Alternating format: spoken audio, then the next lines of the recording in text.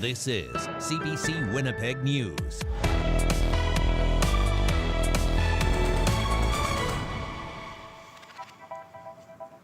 Good evening. Thanks for joining us. The 2025 wildfire season has already seen more than 21,000 Manitobans displaced from their homes. And the province says the height of the season may still be yet to come. Crews continue working to contain out-of-control fires. And for some, safety and security away from home is a concern. CBC's Josh Crabb has the latest on the firefighting front. Lynn Boudreau and her partner, Jamie Adjikute, spend their days visiting, walking, and window shopping. Wildfire forced the evacuation of Pimicikamet Cree Nation, where they live, more than 2 weeks ago. It's frustrating, stressful, pretty much looking after each other, I guess. The couple has been staying at this Garden City soccer complex turned congregate shelter ever since getting to Winnipeg. Boudreau says some evacuees have expressed concerns about safety and security. People that are not registered in a building, the ones that think they're just come in and out, taking pictures, which is not right.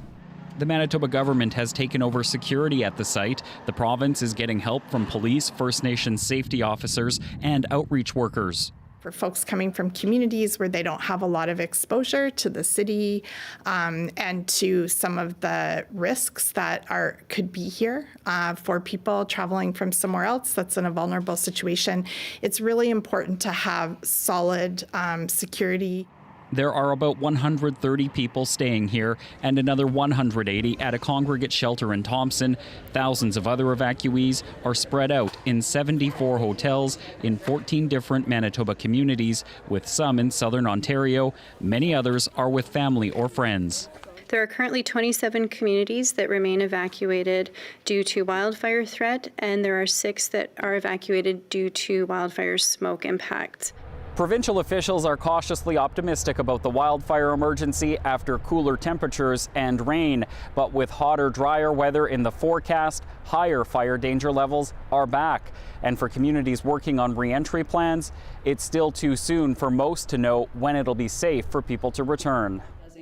Kristen Hayward with the Manitoba Wildfire Service says conversations with communities are ongoing. Do they need to bring a hospital back online? What is their access like into and out of the community, and what are the fires around that doing? How could that impact? So those discussions are happening daily with teams to make a plan. Boudreau has been volunteering to help keep watch on community members. She's been doing nightly patrols at the evacuation center. Staying out here is, I don't know, not used to a city life. Hard, especially staying out this long. She says talk of going home is exciting, but until then, she's going to focus on keeping others safe. Josh Crabb, CBC News, Winnipeg. Meantime, Canada Post says it's making contingencies to make sure evacuees can still get their mail and stay connected. In particular, those who live in Bassett can pick up their mail at the Pine Falls Post Office. They can do that anytime during regular weekday hours. You'll just need to bring a valid government ID to get access to your pieces. Now, the Crown Corporation also says residents in 10 different communities are eligible for free mail forwarding for the next year. It means they'll ship to a different address selected by the customer. That could be on a short-term basis or for longer periods, even if that address is temporary. People have until July 11th to register for that service. To see if your postal code is eligible, head to canadapost.ca. Premier Wab Kinew spent the day getting a first-hand look at the wildfire battle in the northern part of the province. The Premier got a bird's-eye view of some of the most impacted areas, like Flin Flon, where he began his tour. The city is home to roughly 5,000 people and was put under evacuation order in late May. That fire has now grown to more than 307,000 hectares in size. Now, to put that in perspective, that's 7 times the size of Winnipeg. The Premier is expected to be back in the city later this evening. For the latest on the wildfires, you can head to cbc.ca/Manitoba. Some advocates of a protected bike lane on Wellington Crescent are accusing 3 city councillors of overreaching their power. This after they voted not to hear dozens of people who signed up to speak today at City Hall. CBC's Bartley Kivas has more.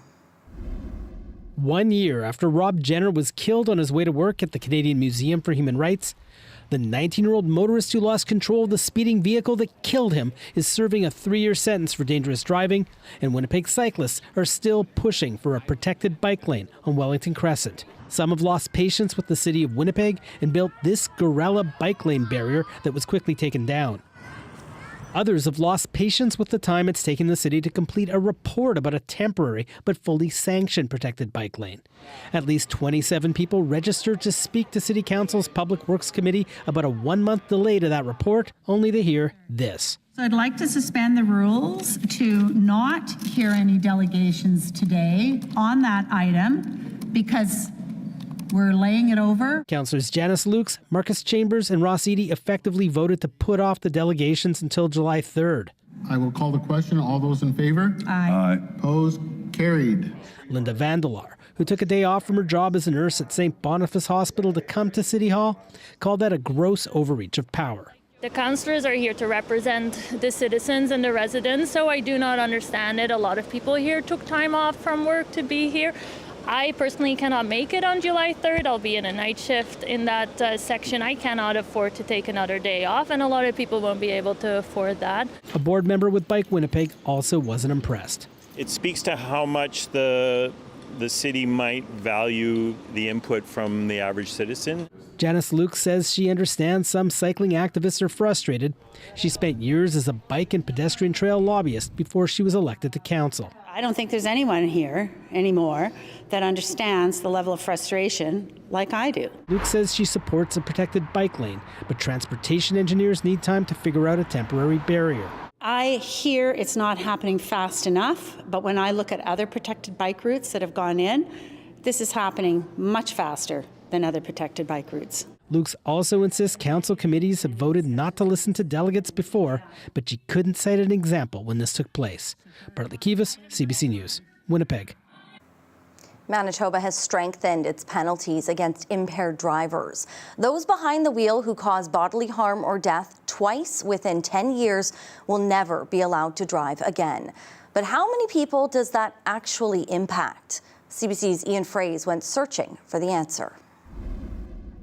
I want people to think that, like, Jordan is the girl next door. 24 years of memories. Jordan Reimer's life cut short by a drunk driver in 2022.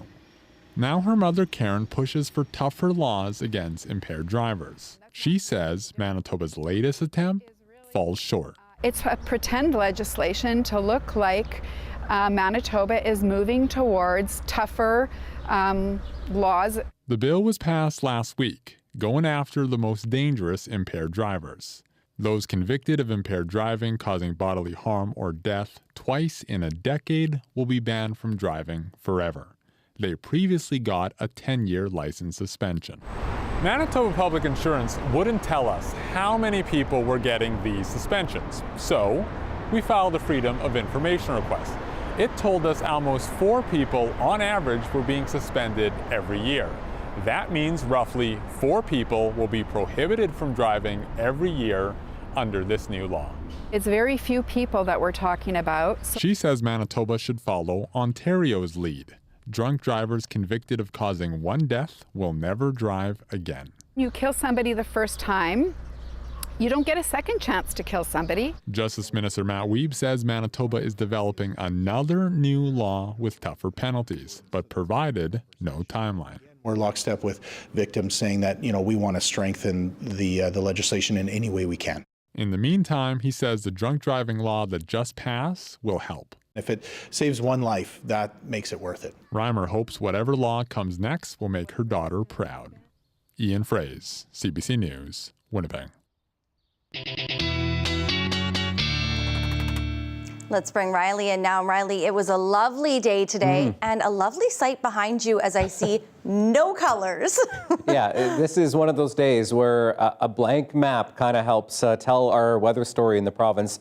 Conditions that are starting to improve, and that will continue as we get through the weekend because we are looking at a good soaking rain in parts of northern Manitoba, particularly through northwestern Manitoba. Yes, I think this is the first time in at least a couple of weeks that we haven't had any watches, warnings, air quality statements, anything of that effect. So That signals the page that is starting to turn here as we get into the weekend. A little bit of cloud cover as expected across southern Manitoba. This is from some rain that is south of the border through North Dakota into Minnesota. Some of this popping up into some thunderstorm activity as well. So we're missing some of that, although I do have some rain in the forecast and quite measurable rain into parts of northern Manitoba, which I'll get into. Still a bit hazy across the south as we get through the evening. 10 degrees in Winnipeg overnight with a light northeasterly wind. That does shift around to a southeasterly wind as we get through tomorrow. That will help clear our skies out. Mix of sun and clouds for your Friday, 24 degrees. And I'll talk about that rain when I come back. Not a bad way to end the week. Thanks, Riley. You're welcome. Dozens of guns off Manitoba's streets. More on the investigation police say is making a dent and disrupting a trafficking ring.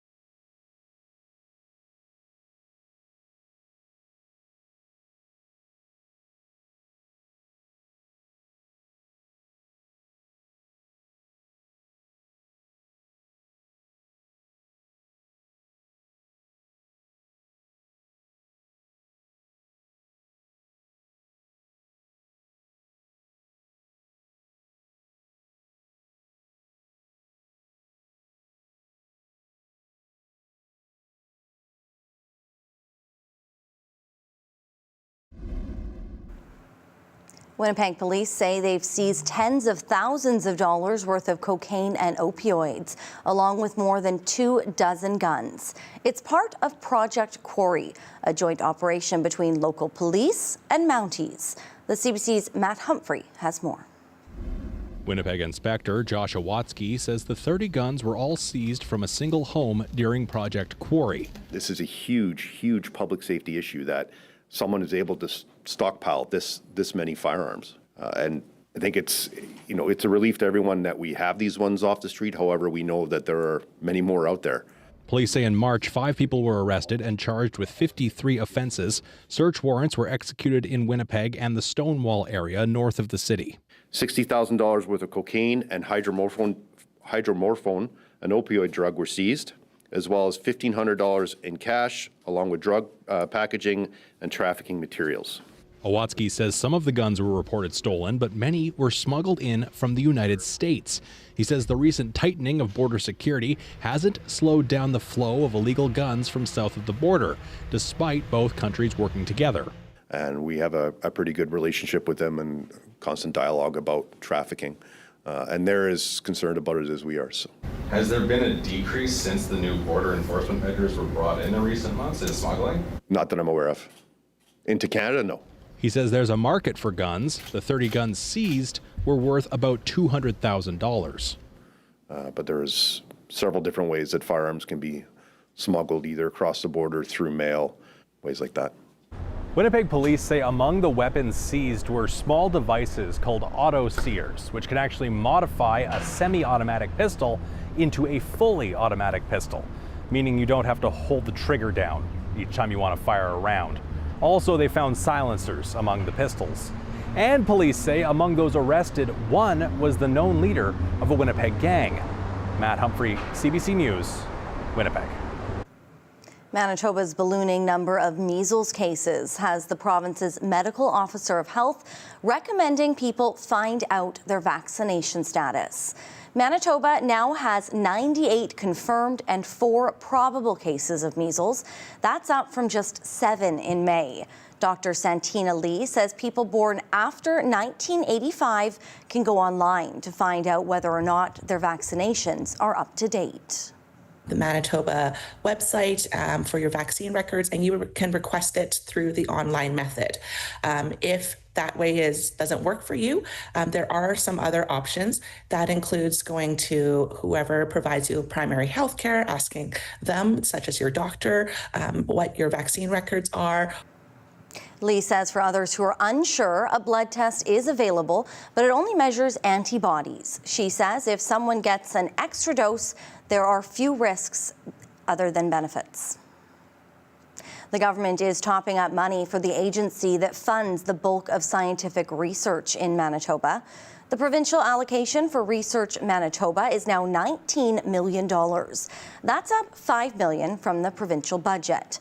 More than 200 scientists complained in April that funding was too low to make Manitoba competitive. CBC News has been given exclusive access to Canada's only drug overdose hotline. It's called NORSE, the National Overdose Response Service. People who are about to use drugs like fentanyl can phone in and talk with an operator to try to stay safe. The CBC's Jennifer LaGrassa listened in on some of those calls. It's been kind of a long day and I do want to use... What are you using? At any time, operators for NORS, Canada's only drug overdose hotline, are making sure people stay safe while using drugs. Just to be safe, can we just start low, go slow? Okay, I'll start now. The anonymous hotline pairs people with operators who listen for signs of an overdose. Hopefully it's hitting good. Yep. And send EMS if something goes wrong.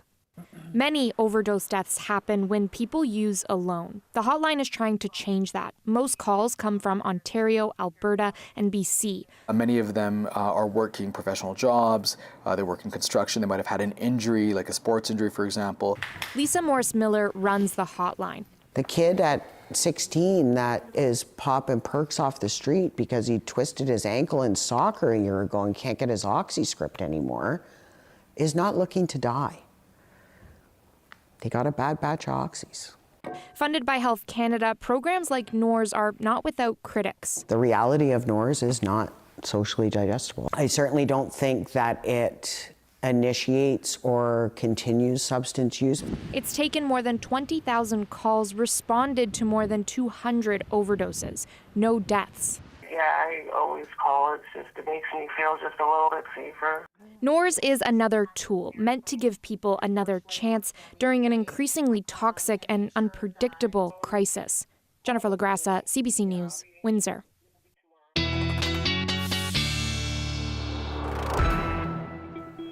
Riley's back in now, and it's only Thursday, but we are going into a weekend where probably a lot of people wanting to spend some time outdoors for Father's Day, but we also know that we do need a good soaking of rain in some parts of the province, so it's a little hard. Yeah, we're balancing it, right? I've got a pretty good soaking of rain coming to northern Manitoba, finally to northwestern Manitoba, north central parts of the province, anywhere really north of Swan River looking to pick up some rain, which I'll get into in your weekend forecast. First, I want to start with where we're at right now in terms of precipitation.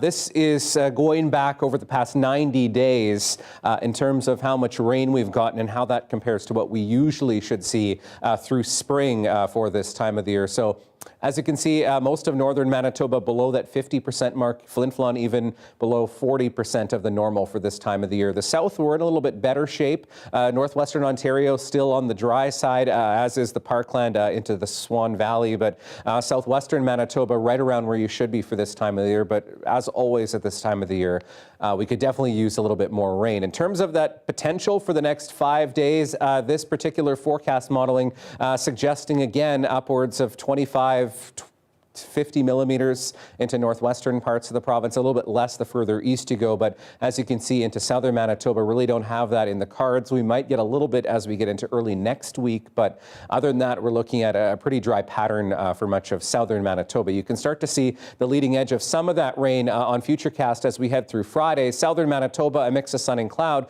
But as we head overnight into Saturday, you can see some of that rain starting to move into areas like the Pas, Flin Flon. As we get through Saturday, Norway House, Pimicikamak, where we've been dealing with some of those fires, starting to get that good, soaking, measurable rain that we need in order to soak things up and really put some moisture back into the soil as we get through the weekend here, hopefully putting a dent into some of that firefight.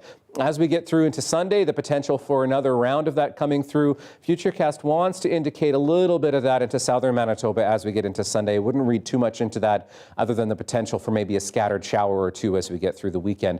This takes us out to about lunchtime on Sunday, and as you can see, we're looking at, I'm saying a good 20 plus millimeters, but this particular model indicating the potential for even upwards of 40 millimeters through the Pas into Flin Flon, some of that making it into toward Norway House and Island Lake as well as we get through the weekend. So this is the rain that we've been hoping for, and it looks like this will materialize as we get toward the weekend here in varying amounts for some of us across the province. Waking up above seasonal through southern Manitoba, 13s and 14s for most of us, 9 degrees in Thompson first thing in the morning, looking at 24 in Winnipeg tomorrow afternoon. That haze starts to dissipate as we get into Saturday, a mix of sun and clouds for the weekend. Warm one for Father's Day on Sunday at 27 degrees, Brittany, and maybe some showers as we get through Monday. All right, thanks, Riley. You're welcome.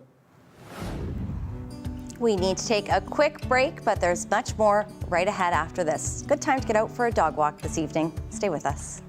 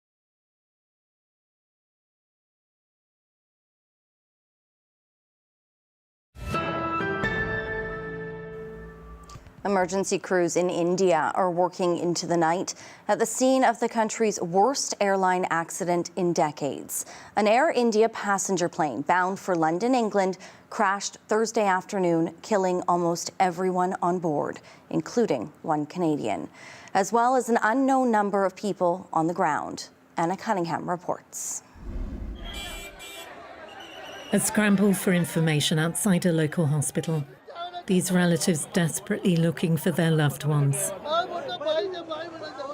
This Air India flight with 242 people on board was fully loaded with fuel for the 10-hour travel time to London.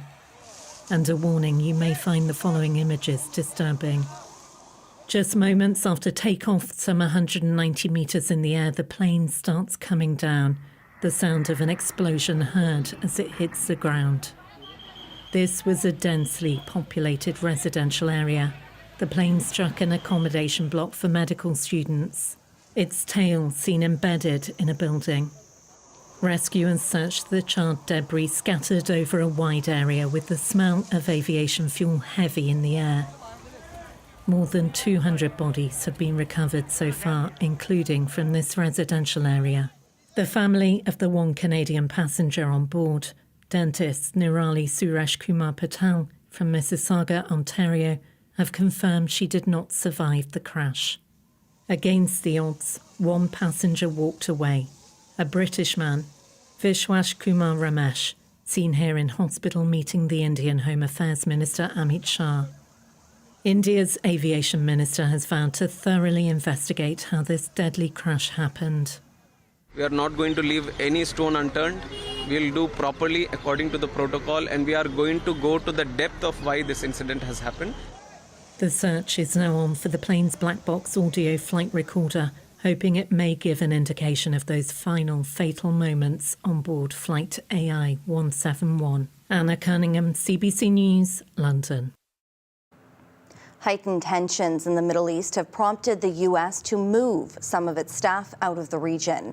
It's happening amid reports that Israel is preparing an attack on Iran, and as the world's nuclear watchdog agency declared Tehran in breach of its nuclear obligations. The CBC's Crystal Gamansing reports from Jerusalem.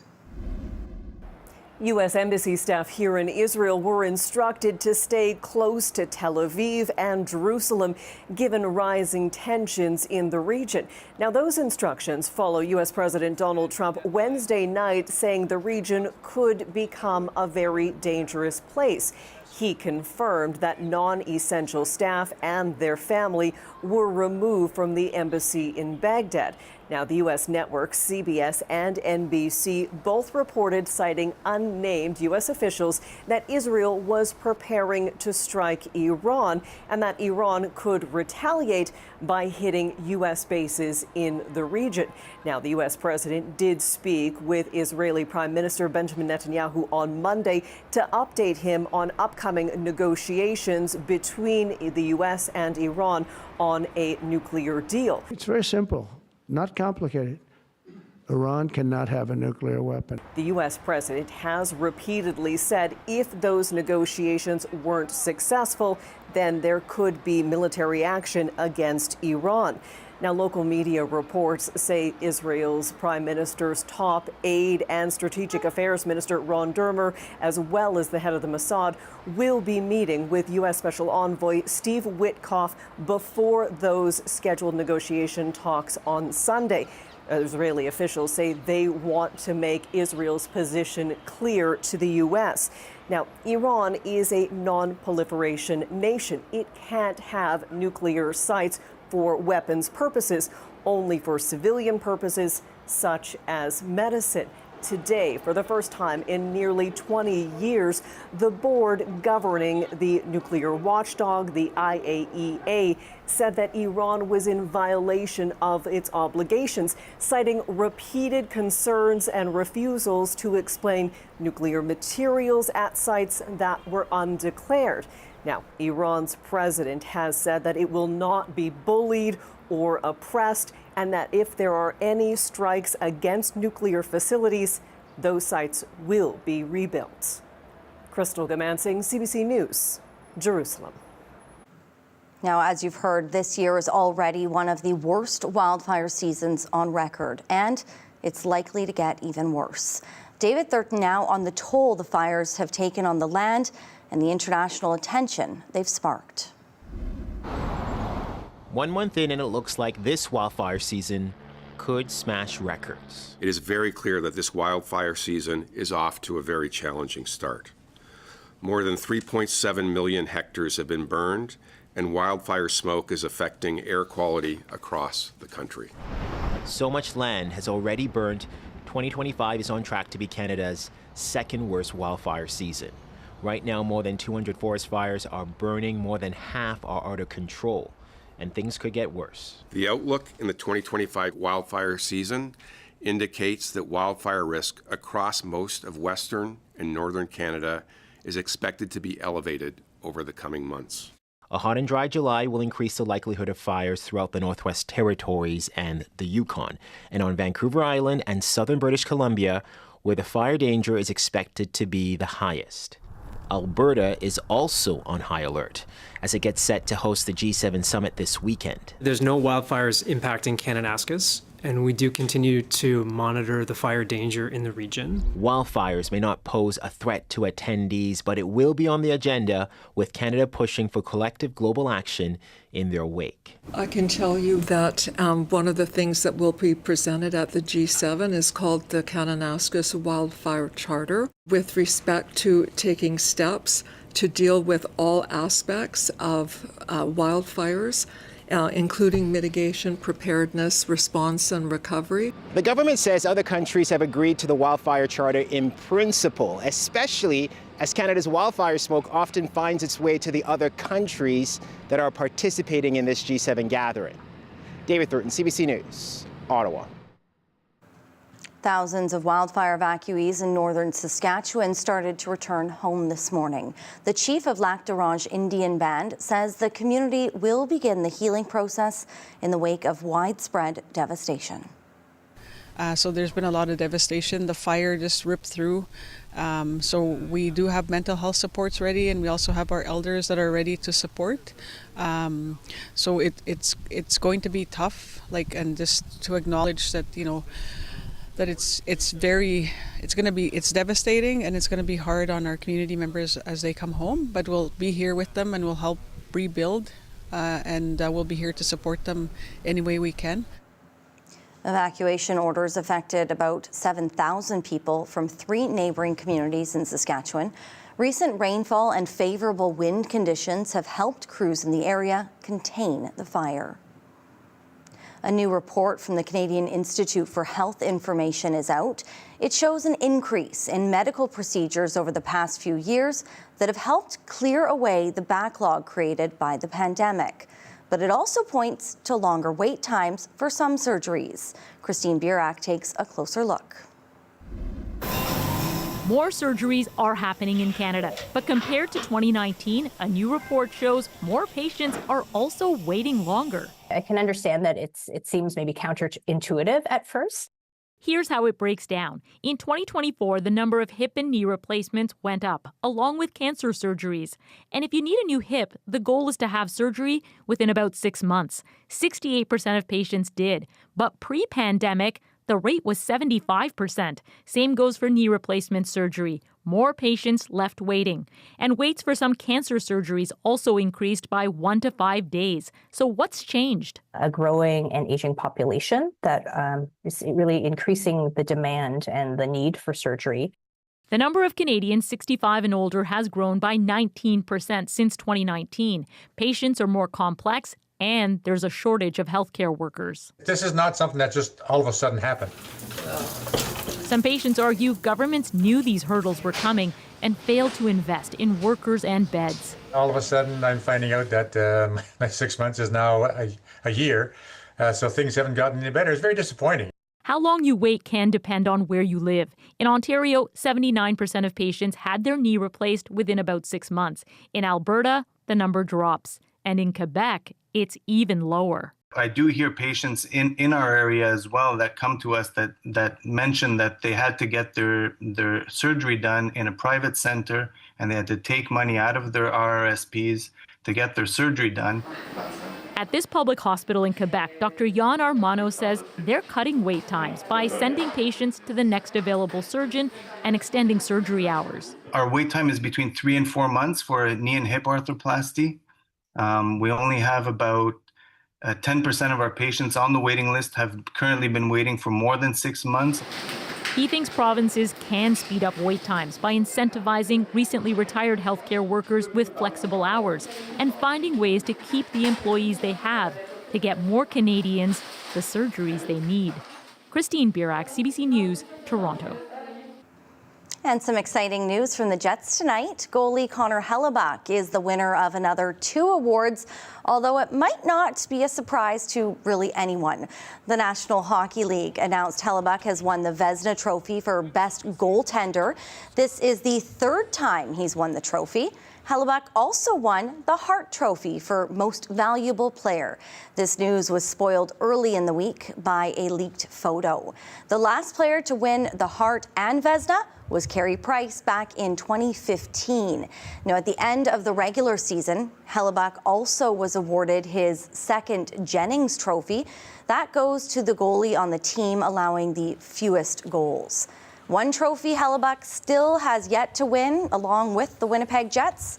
That would be the Stanley Cup.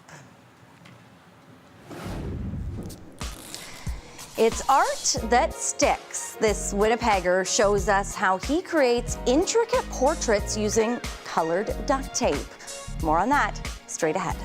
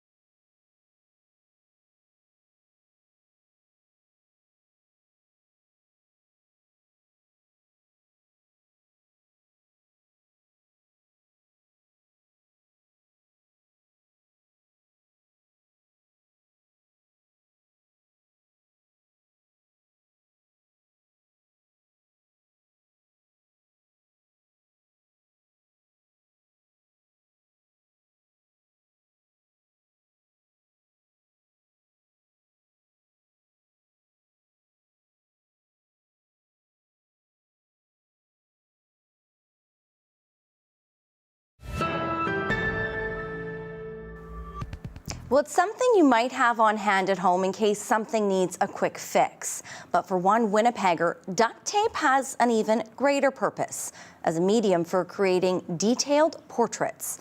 Shanley Vidal has more.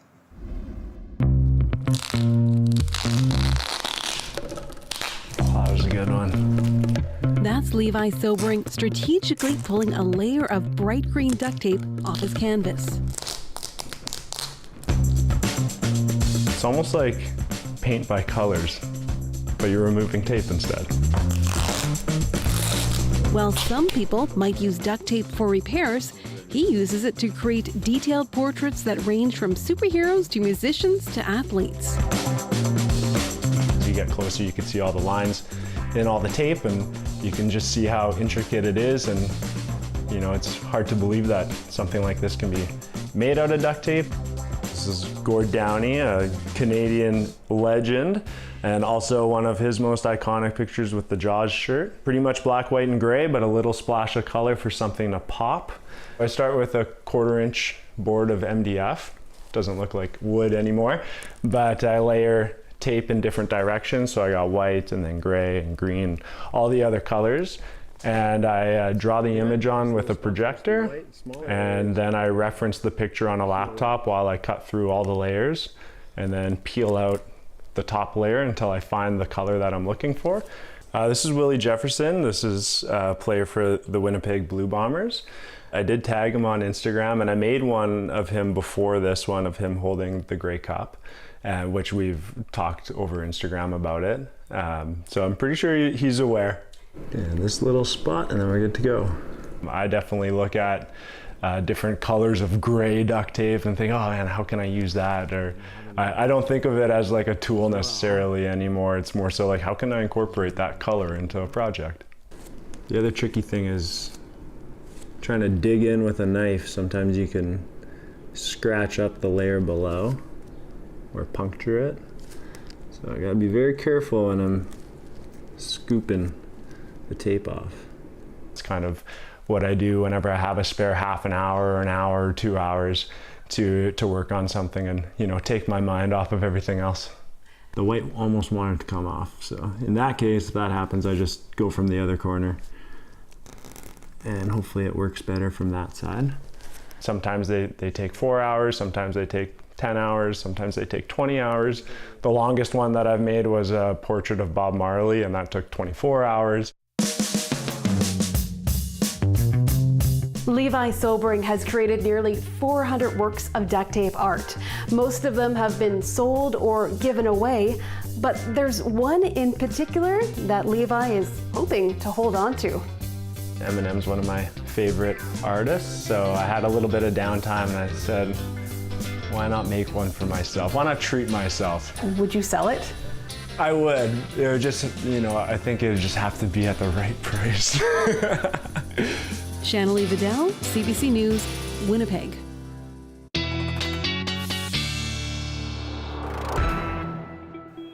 I don't think I have the patience. I don't either. I'm not a very patient person, as those very in our newsroom nice. can attest. They're very lovely. nice, I move on quickly to things. So the knife would be going right through the right? paper. Some nice weather that we have coming ahead, but also some much needed rain in some areas. Yeah, exactly. For much of northern Manitoba, getting a good rain as we get through the weekend, as I mentioned earlier.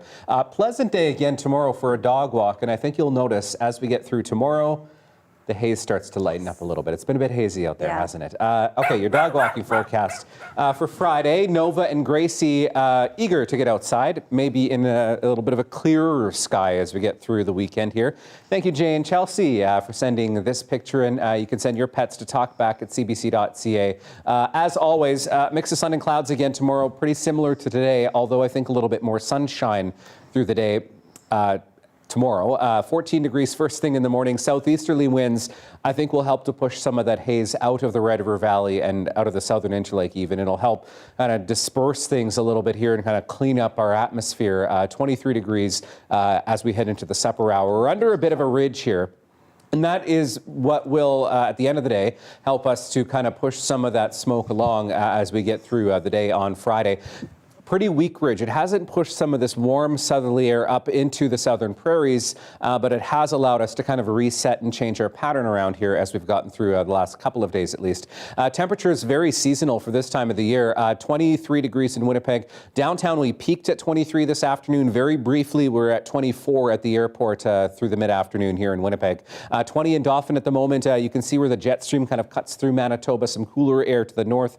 13 in Thompson, 17 degrees in Churchill right now. Overnight temperatures look like this, a little bit warmer than seasonal as we get through the night tonight for some of us, but otherwise a very nice and pleasant evening once again. 9 degrees tonight through Westman, through Dauphin, Swan River, some cloud starts to build in. 12 degrees in Gimli, and looking at temperatures close to 10 degrees into northwestern Ontario. Into northern Manitoba, 2s and 3s for a good chunk. Thompson, Gillam, 5 in Norway, House, Island Lake also at 5 degrees. Getting into the double digits tomorrow. You'll see though, as we get through the afternoon, some cloud starts to build in. The first little bits of rain start to push into northwestern Manitoba. That's ahead of that system coming into the weekend. Some clouds still left over in southern Manitoba, so a mix of sun and clouds tomorrow. Cloudier into the Parkland, looking at 23 degrees, really up the western side of the province, 24 in Portage. These temperatures very seasonal for this time of the year, and Brittany looking at temperatures close to 20 degrees as well into northwestern Ontario. Thanks, Riley. You're welcome. Well, the Florida Panthers are up 2-1 over the Edmonton Oilers, heading into Game 4 of the Stanley Cup Final. The Panthers' success in recent years is giving a major boost to hockey in the Sunshine State. Julia Wong reports. In South Florida, it's fun in the sun all year round. But action on the ice is also heating up. 8, 9, 10, down that way. The rink is 10-year-old John DePaulo's happy place, one of a growing number of South Floridians now embracing the game. Yeah, it's really cool, and since I play in a rink, if there's ever like bad weather, I can still come to the games and I get to do what I like. It's not as unattainable as people think that it probably is in South Florida. The general manager here, a Canadian, originally from Toronto. The business started with 20 kids playing hockey. Now there are more than 500. Florida is one of those places where you can play hockey in the morning and go to beach in the afternoon. It's a sport where you're not standing outside in 90-degree heat, so parents really love being here. And you know that in itself is going to continue to help us grow. The success of the Florida Panthers, now playing in their third straight Stanley Cup final, is no doubt giving the sport a boost. The team's foundation runs Learn to Play programs, which hit a milestone of 1,000 kids this year. The demand and the hunger for the game has grown tremendously. You see more Panthers gear out here now than you've ever seen before. And it's showing up in pubs across South Florida, too. Here, the crowds for hockey playoffs have grown massively and are second only to football. It's nice to have different sports. Obviously, football is popular everywhere in America. Baseball, not so much, but it's been really nice. Like, hockey is a different vibe. It's a vibe more and more people are now enjoying, meaning Canada's official winter sport could become a bigger part of the fabric here in the Sunshine State. Julia Wong, CBC News, Fort Lauderdale, Florida. Well, you might not have hockey anymore, but it is game day in Winnipeg. The Winnipeg Blue Bombers kick off their CFL season tonight against the BC Lions at Princess Auto Stadium. CBC's Jim Agapito made it to the tailgate party ahead of kickoff to hear from dedicated fans. Really excited today. It's big game, big kickoff. Looking forward to a big season and Grey Cup here this year. Okay, so how long have you been doing these tailgate parties for? Since they've been at the new stadium here, so I don't know what year we're on now, but it's like coming up on 10, 11 years, so it's kind of it's friends and family, it's a whole big tradition now. So for people who have never been to a tailgate, can you describe what that experience is like? It's all about just the camaraderie, pumping up the team, pumping up the crowd for the big game coming up, and it's all, sharing food and drink and just good times. BC Lion fans, if they're here at the tailgate party, what's that like? Is there camaraderie? How do you treat them? There's a little bit of camaraderie, mostly some good banter back and forth with some good-natured teasing as well. So. Okay, the Bombers have some familiar faces. playing, this season. Who are you looking forward to seeing tonight? Looking forward to seeing what Strevy can do at quarterback today. Zach's our number one, but nice to see what he can do coming back from the big knee injury. And looking forward to seeing Willie back on D again. And yeah, it's going to be great.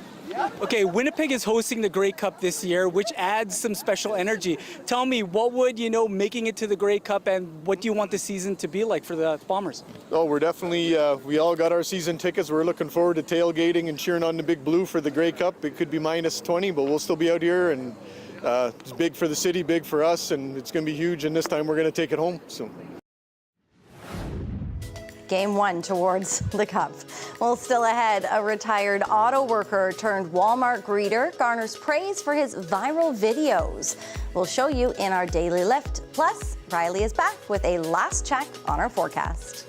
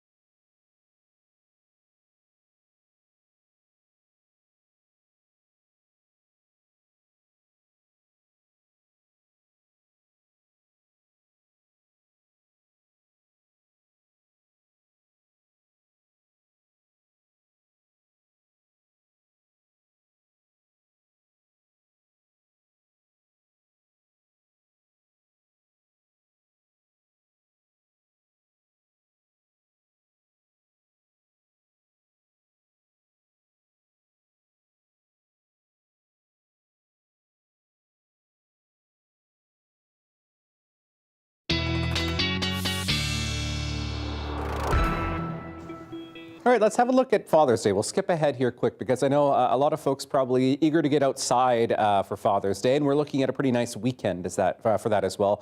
In Winnipeg, warm and decent is what I'm calling it. 27 degrees under a mix of sun and cloud. Maybe a touch hot for some, but you know what? We'll take it. 24 degrees the next couple of days, mix of sun and clouds, maybe a little bit of extra cloud hanging around Saturday and Sunday. Then we see our next best chance for some showers coming our way into Monday through the afternoon. Looks like periods of rain or some showers at this point. 24 degrees and temperature staying very, very seasonal for this time of the year as we get through Tuesday and Wednesday. Chance of showers Wednesday and maybe some thunderstorms next Thursday. Well, if you are feeling adventurous, maybe a trip to the Walmart in Amherstburg, Ontario, that's south of Windsor, is in order. There, you'll likely come face-to-face with a TikTok superstar. Greeter Steve Taylor has 1 million likes on the app, earning the retired auto worker national recognition as Walmart's head office in Arkansas. Wow. Here's your Daily Lift.